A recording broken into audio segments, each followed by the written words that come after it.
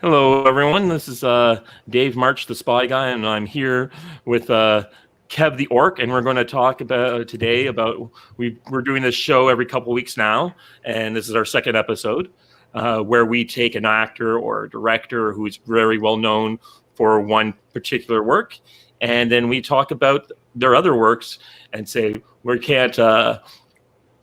We basically try and educate you on other things that you might have missed that this particular person has done.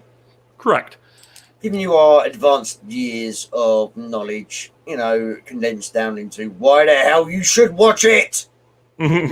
Yeah. So what happened with this time last time we did Rutger Hauer movies and the top 5 Rutger Hauer movies that were not Blade Runner. And this one time we're doing the top 5 Christopher Lambert movies, which are not Highlander. So, and there we have some people in there already popping up in the chat. There's a short Hobbit and a Motorworks. Chadwick. Chadwick. How you doing, man? Chadwick's good people. Chadwick, I'm assuming you are subscribed to this channel already. If not, I will be hunting you down. Oh, yeah. Because I check these things. But anyway, sorry, yes. Sorry, Ledge, you were saying, yes. Well, we have the top 5 Christopher Lambert movies that are not for each of us. And I did something a little bold. I decided also not to include Mortal Kombat on the list. So more people, even though I do think it is probably should be on my top 5, I wanted to talk about some of these other movies that people haven't seen. Okay, that's fair enough. I'm wondering you might take it. So I might have done. I do not want to shoot my load early, shall we say, or give away spoilers. But there is a maybe a chance. Maybe there's not a chance. You guys will all have to fucking keep watching. Sorry, am I allowed to swear on this channel? Oh yeah. Oh, I'm good. Thank you for that. That's my one F-bomb for the show, by the way. Yeah. So starting off on my top 5, I chose. How is this for a movie? Directed by the guy who did The Deer Hunter, which is an Academy Award-winning movie, movie of the year. Made a book written by Mario Puzo, who does The Godfather and the original Superman script. It is this beautifully shot movie. It was supposed to be like the stellar next big thing, and it's called The Sicilian, and it stars Christopher Lambert. Ooh. Oh, wow. Okay, that's a good pick. And I did some research. The critics hated it when it came out, and I can guess why.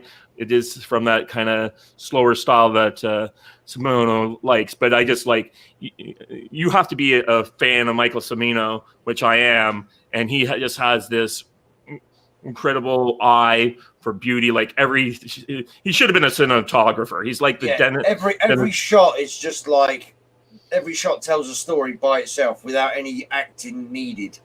Yeah, exactly. You just got these beautiful skyline shots and like all this other stuff. He really missed his mark by going into directing. I think if he had done more, and then again, he was also a little crazy. I mean, he did bankrupt a studio on purpose, from what we can tell. I don't think it was entirely on purpose. He wanted to suck as much money from them as he could. Mm-hmm. He just didn't realize how little money they actually had available in comparison. If you get what I mean. He didn't mean to bankrupt them. He just meant to make them suffer. Yeah, it's just like, and of course, like a lot of studio heads, they just couldn't say no. They're just like, well, why does he keep like? This is a different. This is the movie Heaven's Gate, which when the original cut is apparently unwatchable. I haven't seen the original cut. I'll be honest with you. I don't think I've actually seen. No, I think I've seen Heaven's Gate once. Mm-hmm. But yeah. Okay. Oh, by the way, sorry, just quick tangent or wormhole, whatever you want to call it. Hey, by the way, that's the show I do. Steph, have you? Can you get on the socials for this quickly, please? I did post it in our Discord, but feel free to share it around everywhere else because the Ledge deserves more viewership than this. Yeah, well, don't get me wrong. We've got we've got a great person in the chat and Steph, but yeah, well, I have a lot of other things going on, so I'm not like some guys who can really handle the daily grind. And so every episode's a special episode here. Well, yeah, every episode you're on special, mate. And that's no lie. You are the ledge. Mm-hmm. I mean, me, I work Monday to Friday. As most people in the world do. But I like to give up my time to entertain people, and I prefer to have more people watching than just 1.5 people. Mm-hmm. Because Chadwick's here and Steph's the other half. Yeah. Well, as we do more of these, people will get used to our schedule. So we are planning on doing this every other week at 5 p.m. Eastern Standard Time on a Monday. So that'll be roughly 10 p.m. on UK GMT. So. And I want to thank Chris Darth Pyron for our wonderful thumbnail today. It's another great one. Oh, he rocks. Did you see the one he did yesterday for me and his wormholes? No, I have not seen that one yet. Dude, that was epic. That was epic. Snoop Dogg and Jamie Foxx and a vampire. Oh, yeah. No, I do recall that. Yep. Yeah, that looks so cool. So, what's your fifth choice? My fifth pick is actually probably not going to be the most... Well, actually, we've talked about this off air. Is actually Night Moves. Mm-hmm. I have to hold my hands up. I haven't seen this film in about 15 years. But I just remember it's one of the Baldwins, isn't it? Is it? Yep. Alec. Is it no, Alec? It's not Alec. It's Daniel. Is it Daniel? Hold on. It's one of the Baldwins. Yeah. And to sell it verbally, you would not expect to say it's about a chess aficionado in a tournament. Mm-hmm. That, to me, does not sound like a riveting film. Chess is a pain in the ass when you play it because, I always fucking lose. Because apparently whopping out a broad axe and smashing the board in half and then decapitating your opponent is not in the rules. Yeah, I know. It's so terrible when that happens. I just call bigotry, Green Lives Matter.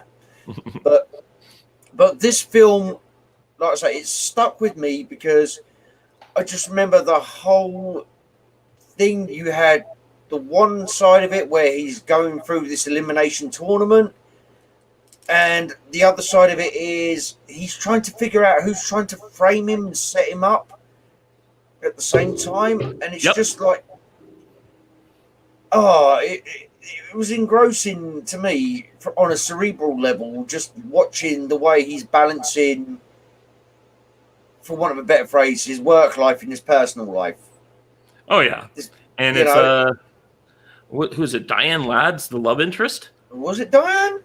Yeah, it's like Clark Kent's mom is the very fine-looking woman in this movie. Diane Lane, you're right. And so it's like Diane Lane is you get very pleasing on the eyes. Mm-hmm. Should we say? So if you're looking to, it's like Martha now then was very nice. One of my favorite parts is this really weird scene, the Jaws scene with the bear. I thought you were going to say one of the flashback scenes for a second. Then no. There's the scene where the police captain has they're like, the mayor comes in and is like, I want you to arrest this guy, and he's like, I don't have any evidence. Well, make some up. It's like, we need to get our town to industry back up and running. And I'm like, you guys are ripping off Jaws here. What the hell? No, that is true. But at the same time, you feel it because it's a small town and they're trying to get business. Oh, yeah. It's just... And they're worried about, the social stigma that comes with anything like this. So, to me, it's a very good whodunit kind of movie. Yeah. But at the same time, the reason it places number 5 is because it's a bit obvious when you know the actors involved, who done what to who with what. but I thought it has enough ideas in it that I like the kind of trope. It plays against the tropes, especially the Daniel Baldwin's character and some of the decisions he does later in the movie.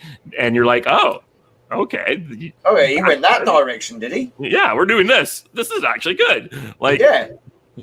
And I do recommend watching it. My other favorite scenes at the end, where it's the end of the movie. Not a big spoiler, but unlike a lot of movies that has like a denouement and you kind of like have the kind of a closure, get some little closure out of this. Yeah. It ends on a one-liner.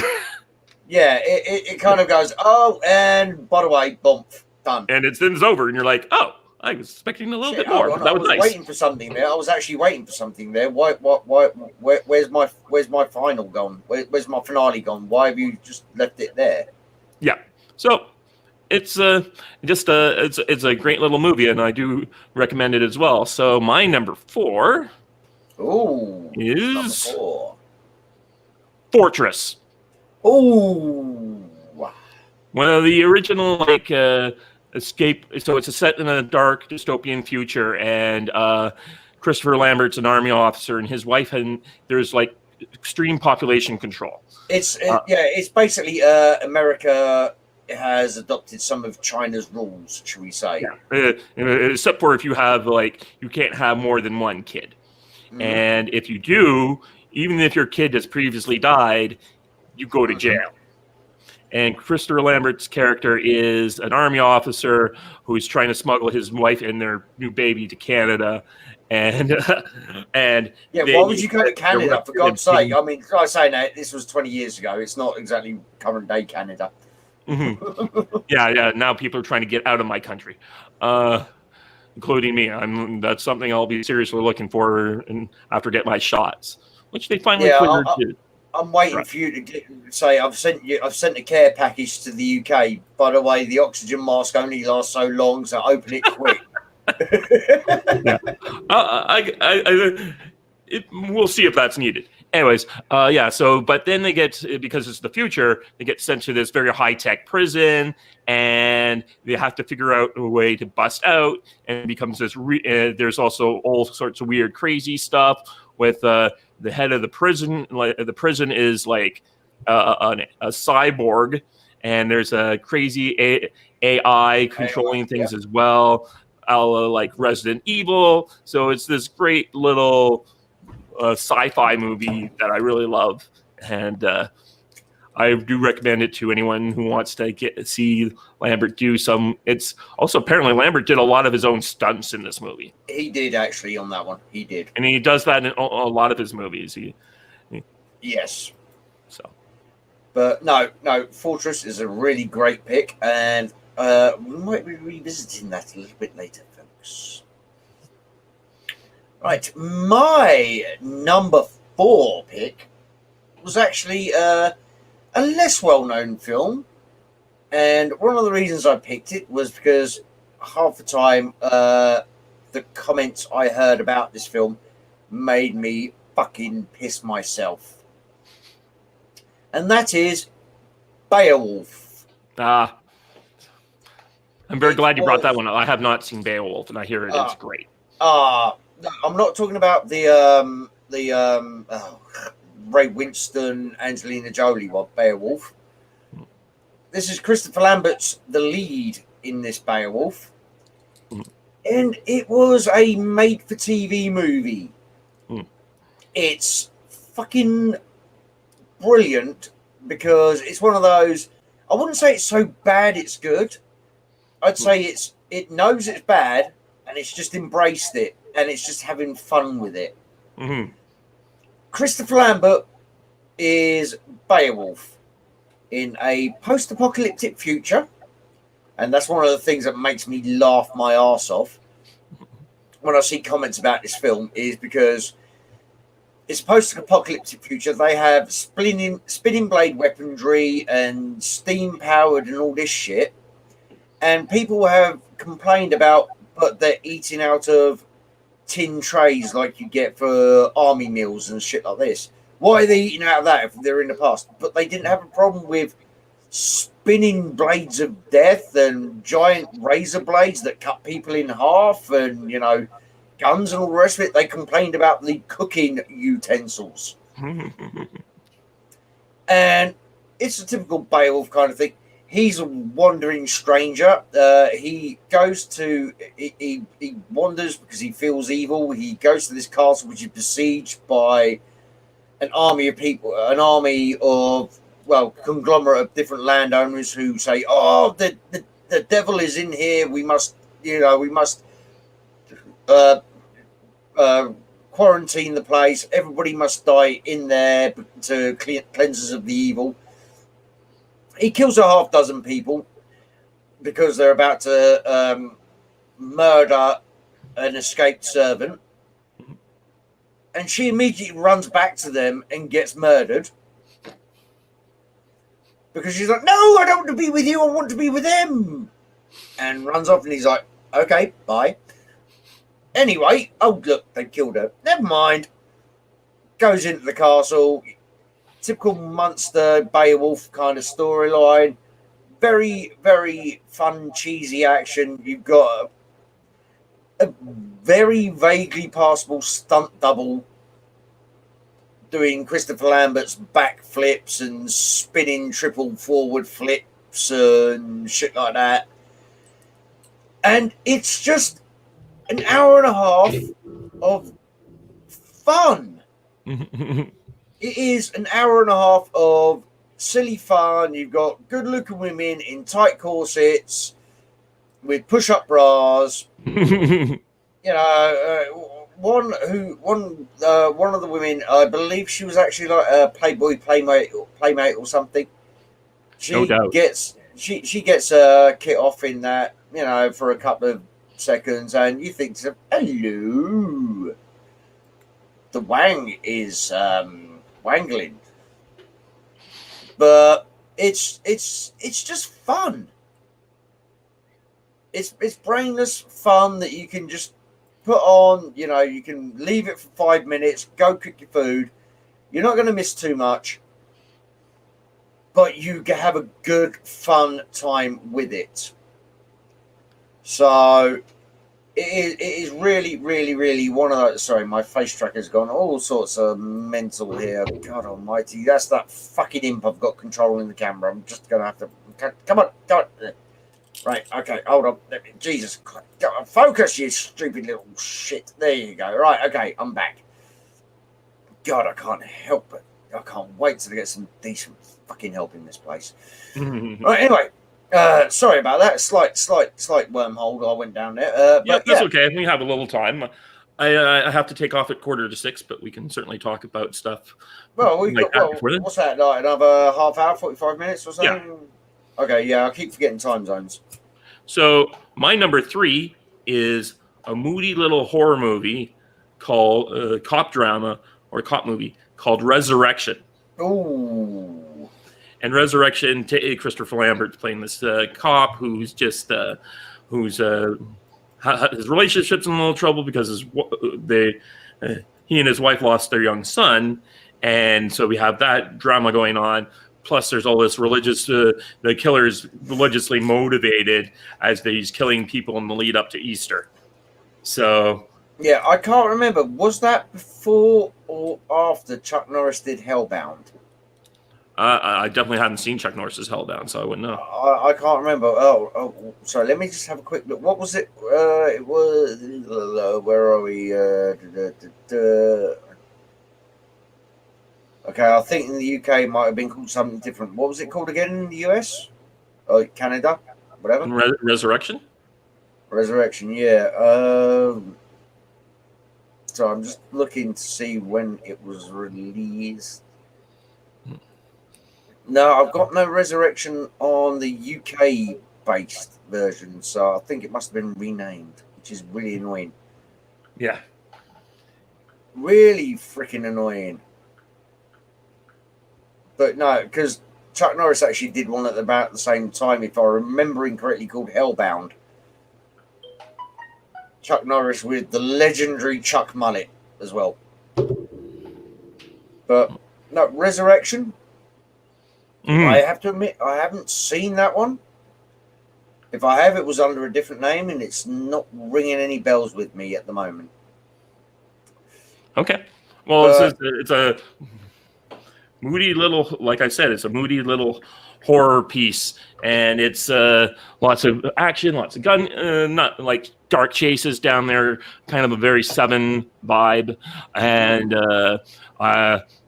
yeah, it's just like, and it's got a bit of a supernatural horror element. Don't want to spoil too much about it, but I.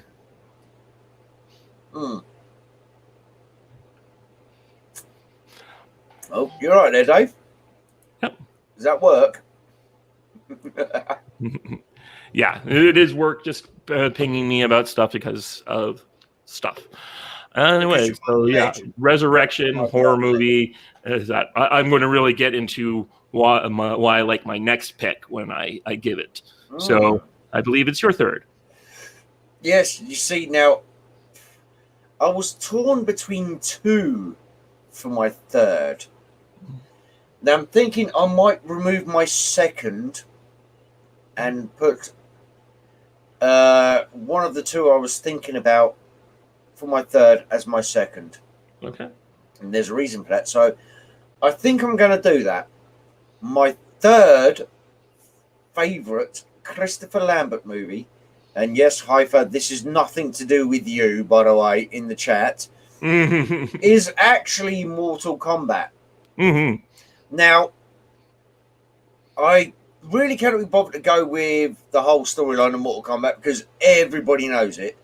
And the reason I'm in an iron is because it's not a Christopher Lambert movie per se. Yeah?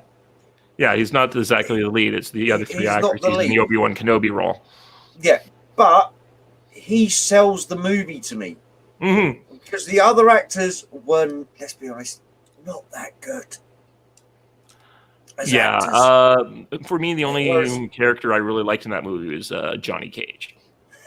Yeah, that was because of the one-liners, though. Let's face it, not because of his acting skills or anything like that.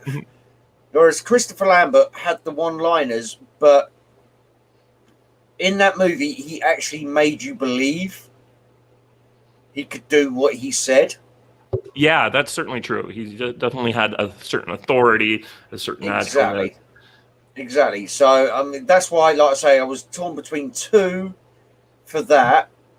You know, I was torn between two for my number three, and Mortal Kombat was one, and there's another one which I'm going to move up to number two now.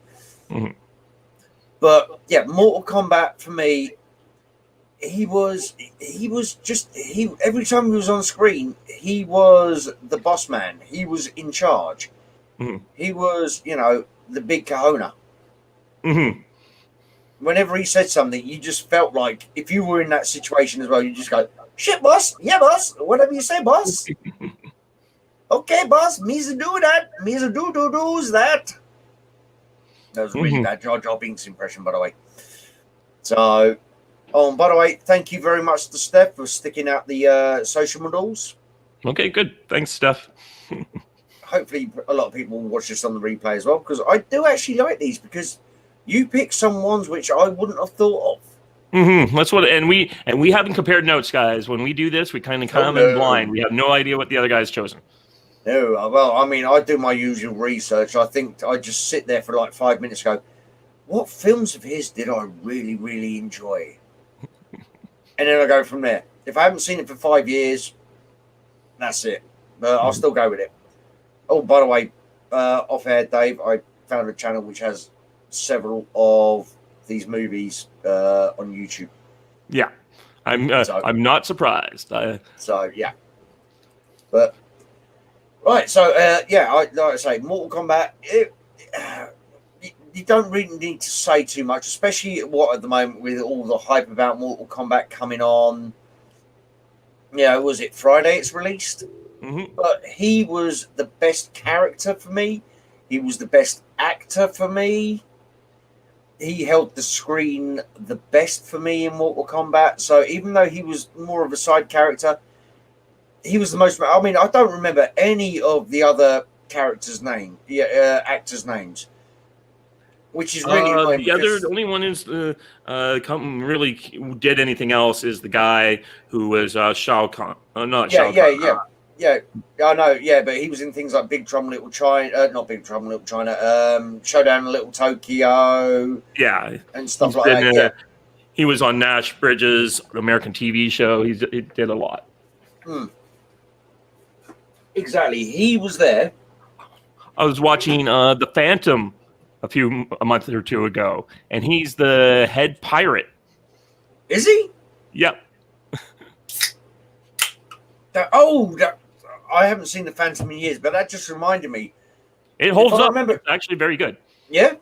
But that reminded me, if I remember correctly, and I'm sure somebody in chat can check this if they want to, if you really, really want to, you don't have to.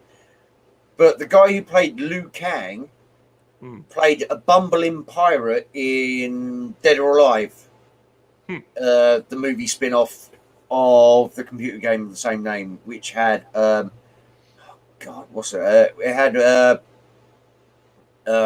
what's his name? Diesel, the wrestler. Vin Diesel? No, not Vin Diesel. He was a wrestler. Big Daddy something or other. And it had not Avril Lavigne. What was it? Oh, yeah. Australian singer in it as well, and it had like a couple of big names. And he played a bumbling pirate who got beaten up by Priscilla Presley, if I remember correctly, like 2 or 3 times. But that's why you just reminded me of that when you said, "Oh yeah, pirate." Shang-Chi was a pirate. It was like, "Oh shit, yeah." Liu Kang was a pirate, a shit pirate, by the way. I mean, absolutely garbage pirate. They were him and his gang rock up to a luxury boat where Priscilla Presley's sunning herself in a little USA bikini, and she proceeds to kick the shit out of all of them twice. And then they show up again, and she kicks the shit out of them. And I think there was a third time as well at the very end of the movie where she just looks at him and goes, "Come on, fuck off." And they're like, "Oh, God," and run. Okay. Well, but yeah, sorry, we're home with you. I'll go to number 2. Ooh. And number 2 movie is from 1993 and has Patrick Stewart. Oh, you bastard. Dennis Leary in it. You bastard. Gunman is my number 2 pick. Oh, shit, man. That's my number 1. Oh, yeah. It's an amazing movie. It sticks with awesome. You. It's your number 1, so I'll let you talk about it in the end. But, yeah, that was my number 2.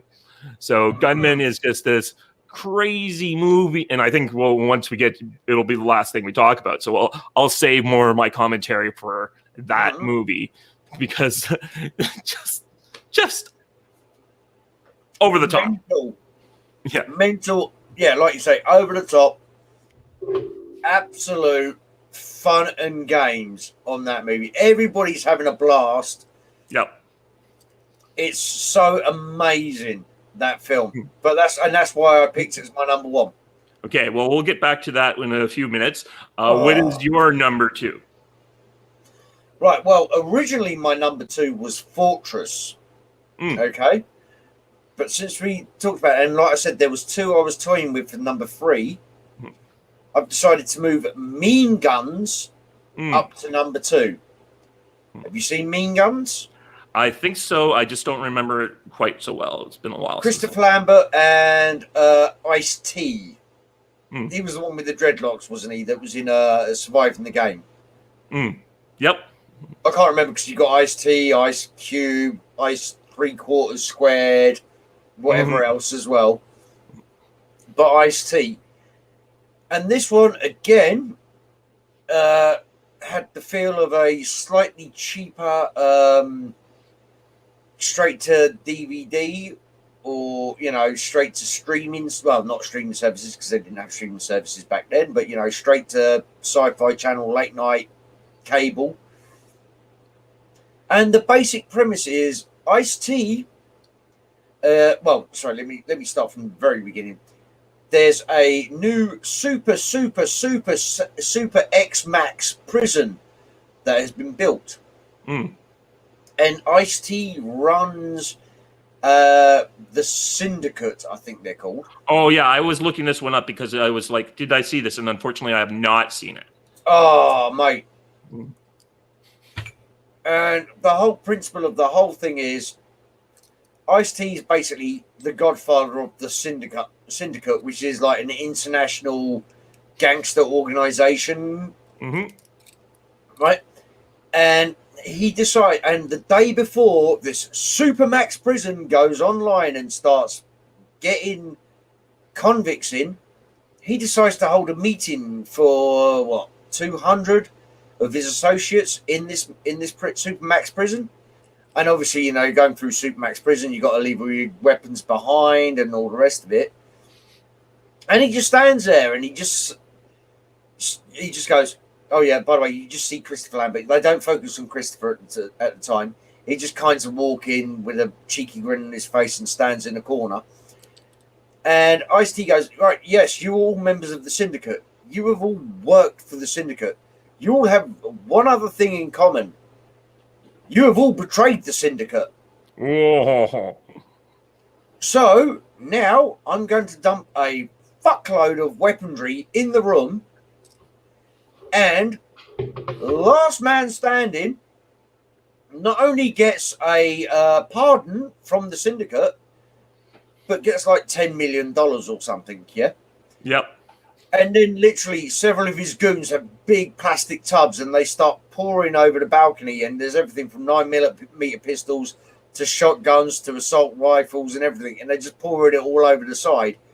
And in this opening scene, Christopher Lambert's just kind of leaned up against the wall with his arms crossed, just like smiling this little smile. Mm-hmm.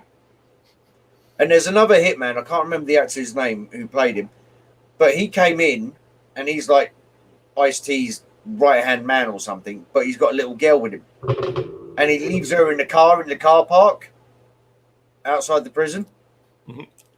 And it's so much fun because it's literally Christopher Lambert is basically a speed junkie who loves killing people and finds it fun to almost get killed, running through a prison, trying to kill everybody, whilst at the same time trying to be the nice guy, but not being the nice guy and all the rest of it. And, oh, mate, and that's not even the major twist at the end of the film. Okay. So that does, that sounds pretty good. Like I say, I mean, soon. 90s cheesy action. So you got lots of people. It was the best time to be a kid. Yeah. Oh well, I wouldn't know. I was nowhere near a kid at the age of 90. Mm-hmm.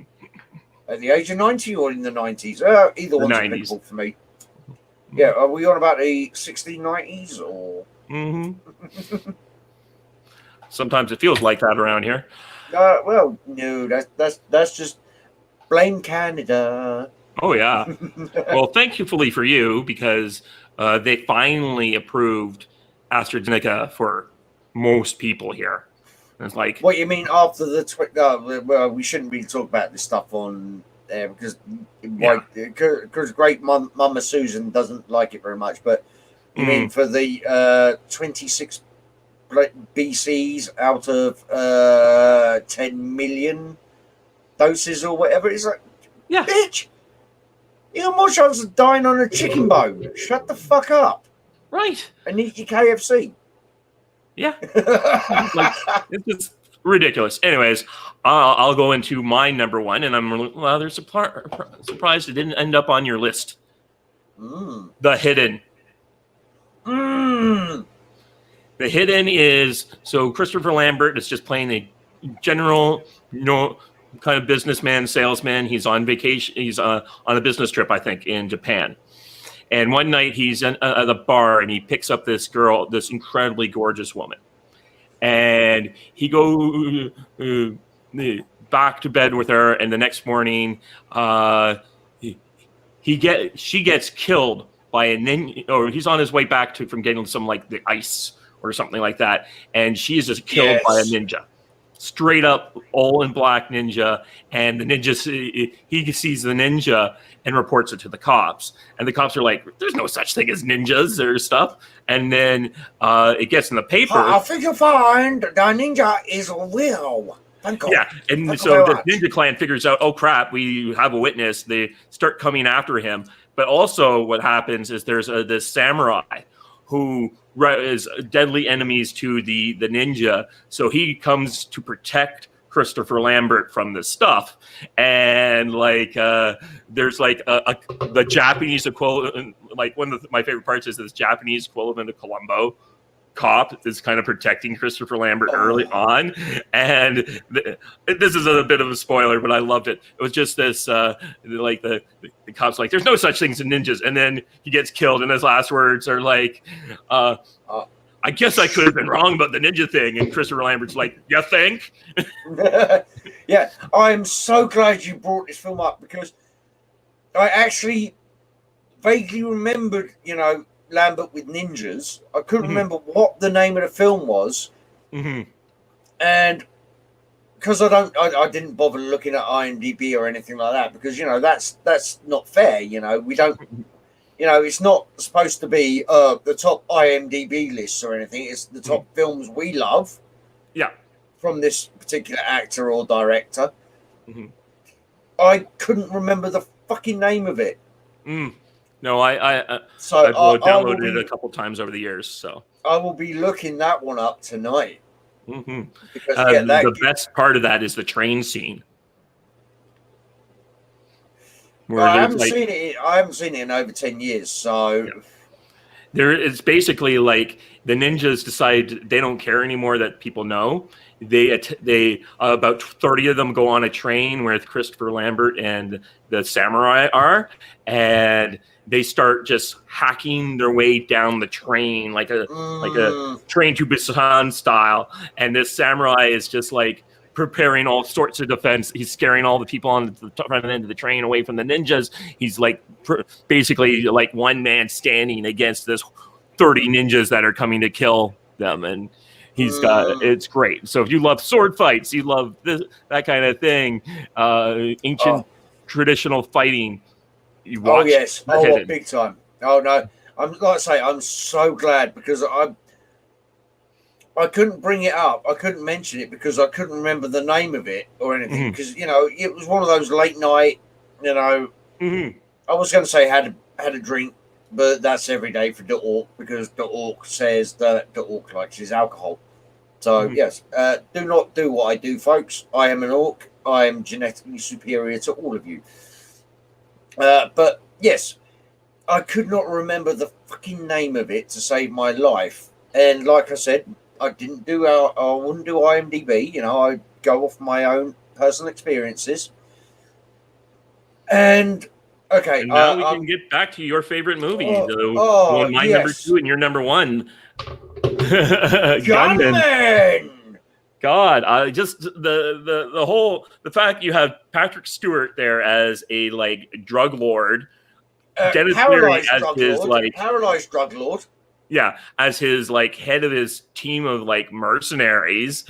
Dennis all Leary, the betrayals that happen in this movie, all the stupid one-liners, the ideas that happen. It is outstanding. Oh, and Lambert and Peebles play off each other so perfectly in this movie. So why don't you give us the basic synopsis of the thing for people at home? Peebles is tracking down a drug cartel. There is a rumor of, was he a brother or a cousin? I can't remember now. I think he's a cousin. He's a brother. Oh, was he the brother? And the first time we're okay, I'm going to go with the ledge here because he is the ledge. The first time we are introduced to Christopher Lambert's character, he's sitting in a jail cell with his eyes closed, with his mouth hanging open like, and you see a fly buzzing around the cell. And it buzzes around his face, it buzzes around the face. It lands on his lip, and he immediately goes, spits it out. And the guy in the other cell next to him tags off like the 37th kill he's done or something with the fly. And Lambert's character is, would it be fair to say he's not the sharpest tool in the box? Yeah. Yeah. He's a fucking moron. But it's so hilarious because Mario Van Peebles needs him to get to the Kingpin, the drug overlord. And so he has to break him out, but at the same time, that makes him a target. And oh my God, the one-liners, like, minor spoiler here. When they're near the boat rate, when they're at the boatyard at the end, and they've both got the matching bandages on their leg. Because, what was it? I can't remember who shoots first. One of them shoots the other one in the leg. I think what'd you do Lambert first. That's it. Like, what'd you do that for? Stop you running away. But there's all sorts of arteries and stuff. I could have bled out and all the rest of it. And then 10 minutes later, Lambert just shoots him in the leg. What'd you do that for? There's all sorts of arteries and shit like that. Yeah. They have a 5-minute conversation about caribou that can swim up your penis and infect you, and he's looking at fucking salmon. No, look, they're caribou now. They swim up your penis, and they latch on, and then they have to chop your penis off. He's like, dude, they're fish. What are you talking about? Oh, I saw it in National Geographic or something. Yeah, it's just a crazy movie. It's mental. Yeah, and it's just like we still see them being made today. They're directed DVD movies. You find them on Amazon, and they're just made for people like me and Kev and Andy Signor to love and watch these movies. Yeah. But the 90s were the time when they were first made. Yeah. Little fact about Gunman, by the way. Sorry, I've frozen again. Last time I checked, which was granted about a year ago, was not available on DVD. Only way you could get it on DVD was a VHS rip. And they were going for $60-70 for a VHS rip, which made me really fucking annoyed because I had this motherfucker on VHS and I took all my VHSs down the skip. Okay, well, down the local junk store, you know. Yep, it's I see it here, $72 Canadian. Is that an OG or is that a rip? I'm going to guess it doesn't say really here what it is.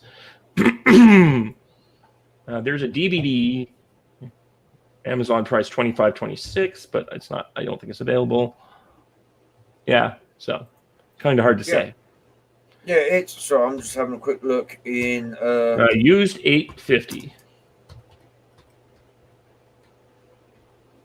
So yeah, you can get used copies for less than the 71. But yeah, that I'm okay, I've just Googled in the UK, Gunman, Christopher Lambert DVD. First thing that pops up, Gunman DVD VHS tape. So it's a VHS tape rip for £6.50. And actually, that's pretty much the only listing. Right, let me. Oh, Mean Guns is there for $6.50 as well. The edition DVD, no, currently unavailable. Yeah, it's not available on DVD in the UK. Yep. And that makes me so sad because along with the High Crusade, I binned them, and I had the Scottish version of the High Crusade, which apparently is which is about as rare as Rocking Horse shit. Mm-hmm. And if you've never seen the High Crusade, find a copy, but see if you can find the Scottish version. You'll understand why. There's a lot of aliens in one version. They speak an alien language with subtitles. In the Scottish version, all the aliens do really, really, really bad Sean Connery impersonations. Yeah, and it just adds. It's Monty Python-esque, shall we say? Yeah, it reminded me of this Star Trek fan film I once watched. It was made by Scots. And so everyone in Star Trek's now speaking with a sound like Scotty or something like that. It was great. Hey, dude, some of that fan fiction, some of those fan videos are freaking awesome. They're better than what they're making now. Yeah, have you ever seen Batman Dead End? No, I haven't watched it. I've only really seen the Star Trek, and the other one I watched was Nuka Alert, which is like a Fallout series. Nuka Break or something like that. It's pretty good. Not watched that, but then again, I love the Fallout. Well, I've got a Fallout 1, Fallout 2 still on PC. Yep. Fallout 3 I completed so many times it's unreal. Mm-hmm. There's a great. It's like the one guy's like in the show is a vault dweller, but his vault was bought by Nuka-Cola, and so that's all they were fed for generations to drink. And so, and he got kicked out of his vault because he was too skinny. And he's a big. That's their joke. I was like, this is great. Oh, so he didn't look like something from WALL-E then, yeah? Yeah, exactly. He so, and there's just like, and he has bats, and in the show, whenever they activate, he goes to bats mode. It actually looks like it's bats. Everyone stops, and he gets like to move faster than anyone else. Really? Yeah, okay. And the percentage chances come up when he's like pointing at different people's body parts. It's pretty funny. Dude, you're gonna have to send me a link to this so I can check it out. But no, seriously, Batman Dead End. It's great. It starts off with Batman and the Joker, and the guy who plays the Joker. Well, both the guy who plays Batman and the guy who plays the Joker. Damn. Yes, give them a fucking movie. I mean, it's like 14 years old now or something. And then, there's 2 other major franchises which pop in. Or one, depending on how you view it. But, Batman Dead End. Well worth watching. Oh, and by the way, can I give that an honourable mention? Oh, yeah, of course. I have plenty of honourable mentions. Okay, well, you go first. You know, it's your channel. It's your show. Well, what did I have? So, Mortal Kombat, of course. I think we've actually covered almost all the movies that I liked. I remember a movie called Absalom. He's in it, but I have to watch it again. It's about like a future where kind of like maybe it's not so much a future, but where everyone has to take this drug every day to stay alive. And of course, there's like or to halt the progress of this disease. And they have he finds there's a corporate conspiracy behind it, and he's working to do it. Let me see. Yes, but I had 2. One was actually the first film I ever saw him in, which was Greystoke, The Legend of Tarzan. Yeah, I've just never seen it, but I've heard it here. He's really good in it. Yeah, no, he was great in it. I remember watching that, 25 years ago. No, maybe 30 years ago. I think it might have been late 80s. Can't remember. But also, I want to give an honourable mention. Yes, we're doing Christopher Lambert movies that are not Highlander. But I feel like I want to give an honourable mention to Highlander 3. Which, coincidentally, it had Mario Van Peebles in it again. Simply because, whether you like or hate Highlander 3, they had the balls to turn around and go, Highlander 2, yeah, that never happened. We didn't do that one. That was nothing to do with us, you know. Forget about all that. It's nothing. It's nothing. Oh, yeah, so as my friend used to say, Highlander 3, the apology. Yeah, pretty much. I mean, I'm ignoring the Highlander TV series and stuff and the Endgame when he showed up and all the rest of it, and he was in a monastery for 300 years or whatever. But yeah, Highlander 3 with Mario, it was kind of like, Highlander 2 didn't happen. We didn't turn up from immortals, who were just blessed, and we didn't explain this at all because we didn't need to. That's just the way it happened. We didn't then turn them into aliens from another fucking planet who were transported down to fight in the ultimate death games so that they could come back to our planet and rule it because they were rebels. Did Scientology make this movie? I have a feeling that it just feels like Scientology just hijacked the Highlander series for a brief time. I wouldn't know about that. In all fairness, that might not have been the worst. No, because it. Well, was it Baron Zemo? Yeah, something like that. Anyways, my last honorable mention is not actually from movies; it's from TV shows. His portrayal of a bad guy on The Blacklist was really good. Oh, I've not watched The Blacklist. I'll be honest with you. So, but I know he can do a nasty bastard when he wants to. Yeah, you can just tell. Yeah. So it's kind of unfortunately I got to call it here. I have to quickly eat something and then go to a meeting at 6. So, mate, life gets in the way, as we say over at my channel. Yeah. Well, thanks for coming out, and thanks for everyone who's watching this, and for all the people who watch this in the future, because I think this is a great show to get done, and we'll have to think. We'll look at what's coming out and see what other actor we can or director we can talk about who's coming out with new work. Oh, dude, hit me with your best shot. Okay. I think it's a polite way to put it. Because the Orc is always ready. Okay, perfect. Thanks, guys. Share if you like this. Like, share, and subscribe.